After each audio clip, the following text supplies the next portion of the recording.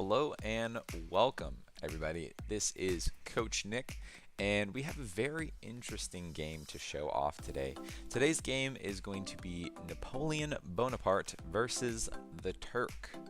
Now, if you guys have never heard of the Turk before, it was basically the first chess computer of the world, or that's what people thought. And it is playing against Napoleon Bonaparte, which, if you guys don't know, was a very, very famous French military master.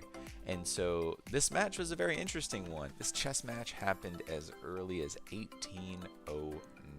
Yeah, it's over 200 years ago this game was played, and people were very interested to see the results of this game. So to give you a little bit of backstory on the Turk, it was what some people thought as the first computer, basically, to play chess. But it wasn't really a computer, it was a machine made of, gears and pulleys and levers, and it would basically read whatever move you made and compute it somehow, and then play out a move on the board. So a lot different from the chess computers that we play with today. So we're going to see how Napoleon did, one of the best military strategist people in the world, against the best chess computer of the time. So Napoleon plays a pretty regular first couple of moves, e4, e5, which we've seen a lot before, but then queen f3. All right. So immediately when the opponent brings their queen out early, you can get a good idea of what's going to happen next. The computer, the chess bot, plays knight to c6, and then Napoleon plays bishop to c4. Now, most of you guys should already recognize this opening. Napoleon is trying to four-move checkmate the black pieces here, right, with the bishop and the queen working together to target f7. Now, most of you guys already know how to stop this, but if you are a more beginner player, I want you to pause the video here and think, what move can black play to stop this checkmate from happening? What move can black play? You have to think we either have to block one of these pieces from the bishop, or just add another defender. Alright, so go ahead and pause the video and think to yourself, how do we stop this checkmate from happening? Alright, well, there are a few ways. Very simply, we could block with the queen. We could also push the pawn, creating a pawn chain. You do open up this diagonal, which isn't very scary right now, but could be scary in the future. You could also possibly block the bishop here. Problem is, it is 1, 2, 3 attackers there, only one defender, so you're probably going to lose that pawn. Probably don't want to do that. And what black played here, another simple move, knight to f6, right? So the queen can't get to that f pawn any longer. So what does white do? Well, the plan is basically foiled. All you can do now is develop the rest of your pieces, maybe castle, and hope to get a decent mid game from here. So what Napoleon does, gets the knight out to e2, obviously with the plan of castling very soon. And black plays bishop to c5, developing pieces, also now planning to possibly castle on the king side. So doesn't look too bad so far. White plays a3 here. Now, remember, there are no real bad moves in chess, so you have to ask yourself, what is the point of a3? What's the point of a3? Well, you could be maybe planning on doing a b4 pawn push here, maybe preventing the knight from maybe pushing to b4 to threaten c2. But you still have two pieces that aren't active at all, so maybe a slow move here when we really should be working on getting the last knight and bishop out. Black plays d6, and you can probably guess what's going to happen next. Wants to open up the light squared bishop, and be a very annoying move to get the bishop to g4, targeting the queen, and it's going to be protected by the knight there. So what does white do? White castles. All right, not too bad. And then, as we predicted, bishop to g4, attacking the queen. Of course, we don't want to take this bishop because, as we said, it's being protected by the knight. We got to move that queen out of the way. So white moves the queen to d3. Now, I believe black plays a move that might confuse some of you guys. Plays knight to h5. Whoa. If you guys are have ever taken any of my classes, I usually say, knights on the edge of the board are not that great. Why did this chess computer of the 1800s put a knight on the edge of the board? Well, it's not always a bad move, right? There are potential times where putting your knight on the edge of the board can be good. Well, try to take a guess of where that knight wants to go right now. If you need to, pause the video. Try to guess where this knight wants to go. Well, the knight wants to go to f4, right? And target the queen, harass the queen even more. Well, who's guarding that f4 square? White's knight. Well, can this knight stay here for long? I don't think so, no, right? Because if this bishop trades off the knight, queen has to take back, and then we can bring our knight into the game. That's exactly what happens.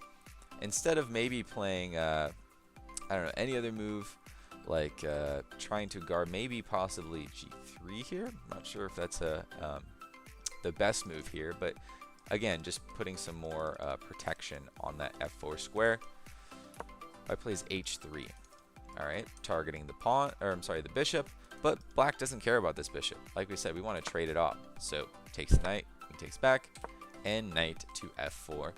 Again, as predicted, and we have to again move our queen out of the way. And our queen is running out of spots here, right? We got to be careful of this very strong bishop. This knight is now covering 2 squares as well. So where's the queen going to go to? Oof. Goes back to the back rank, right? Underdevelops the piece. Usually not a good move here. So black has a lot of options here and has all the pieces developed. Something you want to take a look at. The queen is ready to come into the game at any point. And black will really have an option to castle on either side. Do they need a castle right now? No, not at all. And for white, again, we have the 2 pieces that are fallen asleep here, the knight and bishop that aren't being utilized. So you can definitely tell who is doing better here off the bat, even though I believe it's an even number of pieces.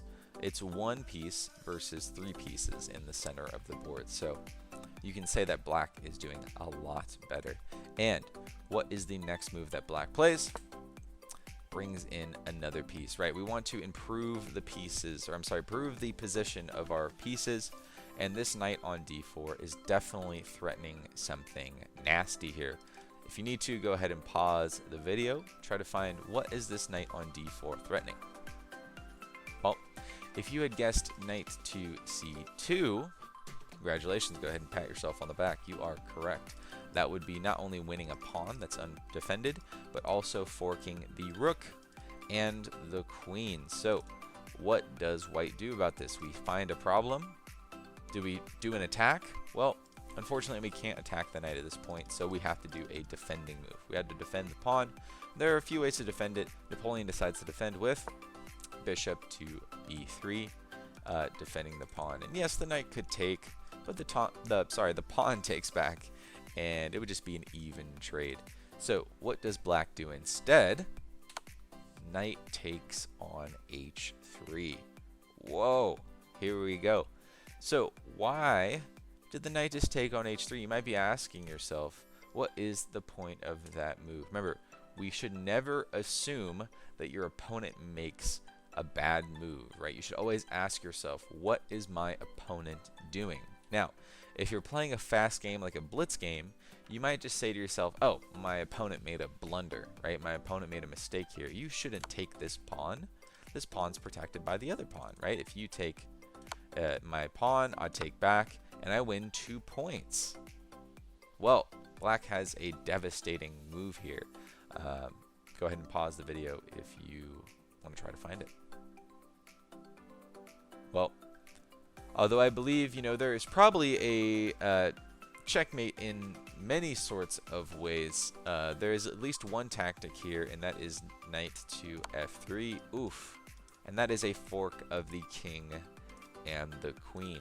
what I challenge you to do, I think there might be a forced checkmate here as well, and I challenge you to try to find it somehow by bringing the queen to g5, and then I believe after possibly, let's try it out here, so queen to g5, and the king has to either move to h2 or h1.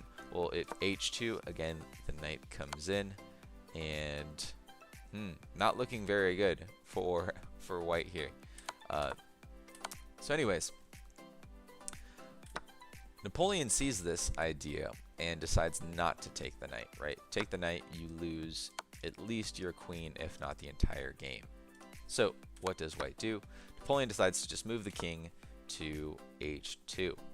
And if you notice, it doesn't really solve the problem of this fork here, right? Again, if this pawn moves at all, the knight just really wants to come to f3 and fork the queen and the king here, right? They're still forkable, right? Just we have to get this pawn out of the way. So what does black do here? You should always ask yourself, what pieces are not being utilized? How can I bring them in the game? Well, the last piece that black can bring in the game is the queen. Brings the queen to h4. Yowza. All right, obviously threatening some, discovery ideas, and probably threatening a checkmate in a few moves. So what can white do here? Well, white plays g3. And ask yourself, okay, it doesn't look like a bad idea, right? If, say, we try to do some type of discovery attack, well, we can just take, that queen there, right?